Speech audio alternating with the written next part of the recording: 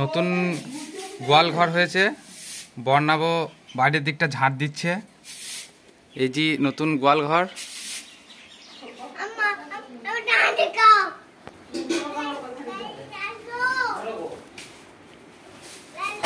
গতকাল 17ই চৈত্র নতুন গোয়াল ঘরে গরুগুলিকে আনা হয়েছে।